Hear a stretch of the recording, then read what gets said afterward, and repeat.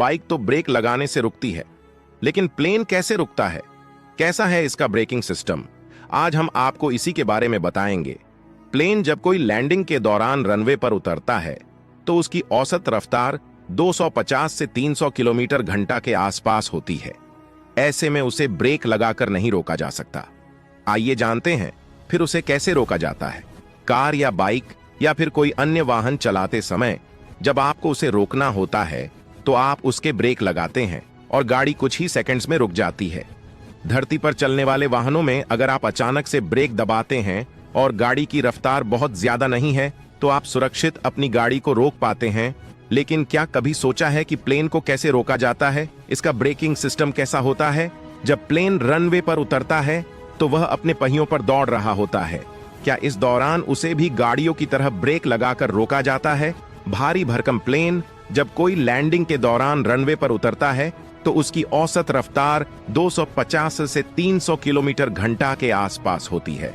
ऐसे में उसे ब्रेक लगाकर नहीं रोका जा सकता, क्योंकि भारी भरकम वजनी प्लेन को इतनी तेज रफ्तार पर ब्रेक लगाकर रोका जाएगा तो फ्रिक्शन की वजह से प्लेन के टायर्स में आग लग सकती है, जिसके कारण बड़ा हादसा हो सकता है। इसलिए प्लेन ब्रेक लगाकर नहीं रोका जाता है। हालांकि प्लेन का ब्रेकिंग सिस्टम उसके प्रकार पर भी निर्भर करता है। दरअसल प्लेन की रफ्तार को कम करने का तरीका अलग होता है। लैंडिंग के बाद प्लेन को रोकने के लिए कई तरह के एयर ब्रेक्स का इस्तेमाल किया जाता है। प्लेन को उसके विंग्स और थ्रस्टर की मदद से रोका जाता है। प्लेन के विंग्स आमतौर पर सीधे दिखते हैं, लेकिन इनमें अलग अलग स्तर के फ्लैप और स्पॉइलर होते हैं जो हवाई जहाज को उड़ने में और ऊपर नीचे जाने में मदद करते हैं। हवाई जहाज के रनवे पर उतरते ही इसके विंग में लगे फ्लैप्स और स्पॉइलर पूरे खोल दिए जाते हैं, जिससे ये हवा के रास्ते में अवरोध उत्पन्न करके हवाई जहाज की स्पीड को कम करना शुरू कर देते हैं।